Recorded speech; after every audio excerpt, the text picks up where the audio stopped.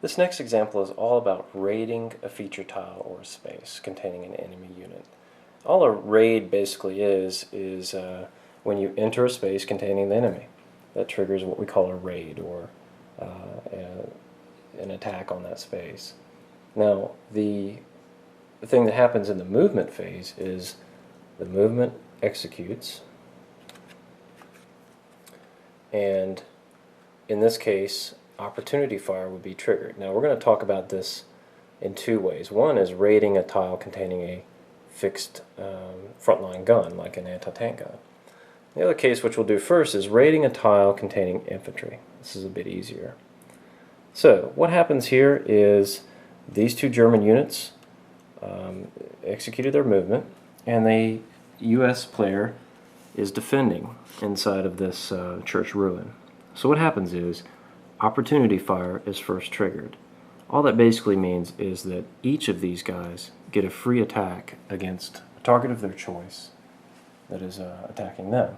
Now, one thing to keep in mind here is that if you're in the same space or adjacent to an enemy, you get a bonus of 3 on every attack against that enemy. So keep that in mind, because it's much easier to hit units that are within the same space as you. So let's go ahead and execute that opportunity fire. It's basically a free attack. It's done as a normal attack, except remember the bonus of 3. So what I'm going to do is, as a rifle squad, I'm going to fire on this incoming rifle squad. It's entering the church. I'm going to try to defend myself. So I can use up to 2 weapons. I'm going to fire against infantry. I need an 11 with the Garands. So my riflemen are firing. And that is a good hit with a 17. And then we roll intensity, just like a normal attack. 6 plus 3 is 9.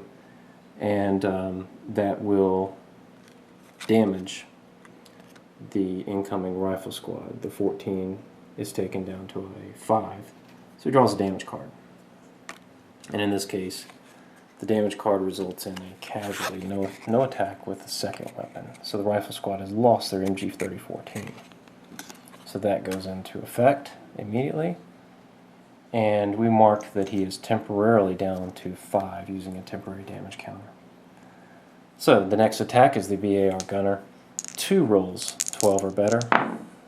And another good hit, that's a 13. I only needed a 9 actually, not a 12, because we're in the same space.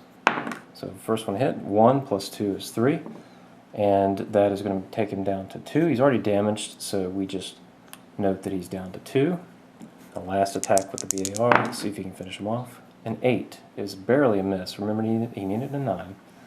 And so the rifle squad will survive to fight. Now, one thing to keep in mind, a little tip, it's best to raid a tile when you, as a player, have the initiative, because in the combat phase, these guys are going to fire again, and they have to attack each other because they're in the same space. That initiative is going to give you the opportunity to fire first, or execute one of your attacks first. And that's key in a raid. So again, not a good idea to raid a tile when you don't have the initiative. Okay, so his opportunity fire is complete, and now we're going to go ahead and fire with the bazooka team at the MG42. One shot needs a 9. And I got, as you can see, an 8. So that is a miss, and their opportunity fire is done. Now, what happens is we don't do the attack of the Germans here. That was just an opportunity fire. We resolved it in the movement phase. If we had other movement, that would be occurring at this time. And so we finish up with movement, and then we go to combat. And in the combat phase, all of these units can fire once again. So again, that opportunity fire is a free attack executed in movement, and that is triggered when you raid a tile that contains an enemy. So we've done that. Now what's interesting here is that can also be used to your advantage to, say, tie up some units you don't want attacking another unit. Say, for example, this tank going by now can do so and not fear attack from that bazooka team, because the bazooka team is tied up in that space. So you can use those raids to your advantage to tie up certain units and move others along the way. Now, with the raiding of these spaces, if there is any type of an entry or exit criteria, it'll be shown with an entry-exit arrow for free movement. So for example, this bunker is one of the feature tiles that requires entry in a certain way. So the only way to combat infantry inside of that bunker is to enter using those entry-exit areas. You can't go from the south or the east side in this case. So just keep that in mind. Now, each of these units that are fighting in the same space must target each other in each subsequent combat phase, including this current turn's combat phase. Okay, one key rule here is that a unit engaged within a feature tile fighting cannot withdraw. So if you have a command card called withdraw, you cannot use it to try and pull that infantry back. They're engaged in a essentially a very close range firefight. They're not going to be able to escape so easily. So again, that raid will continue. In other words, these units are still targeting each other until one or the other side regains control of that particular space. One other interesting feature of raids is, let's say that we had this same group of infantry and they wanted to go after this anti-tank gun. So how would you do that? Well, an anti-tank gun is a crewed unit. In this case, so for example, the PaK 40 or this 57mm anti-tank gun has an artillery crew manning it.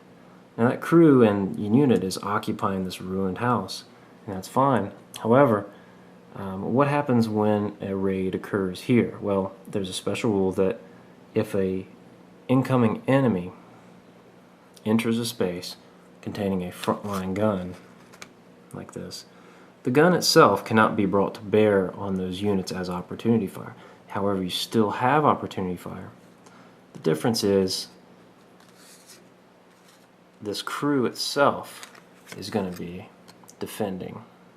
So this artillery crew has some weapons when they're not crewing that anti-tank gun, and they're able to use those weapons in opportunity fire. Again, the gun is kind of out of it because it's not going to be able to be swung around that quickly to defend against an incoming group of infantry. So essentially that artillery crew in this case would have a free shot on one of the two incoming units. And so let's see what he does here. He needs an 11 or better because it's close range. And I rolled a 9 for the guy. So he missed with his pistol defense. So not too good for the crew. Now let's assume that in the combat phase later in this turn, that one of these two units takes out that crew. Now what happens? Well, you've got this anti-tank gun sitting there, and a couple things can happen. You can choose to remove this gun out of the game and gain double the points. So you could get it out of the game for 8 points. Or you could, I'll say in a later turn, these guys have moved along, this gun is still sitting there. Perhaps in a later turn, you have an artillery crew in your hand of your own. That crew is committed into play. And this is one of the special cases of commitment where an artillery crew can be committed separate from the unit it crews, because you're going to declare that you're committing it to try and crew that anti-tank gun. So that can happen. An artillery crew can be committed and of your own, and you can go and crew the enemy weapon as a result of taking it over through a raid. So that's just a couple of ways that raids can work in this game.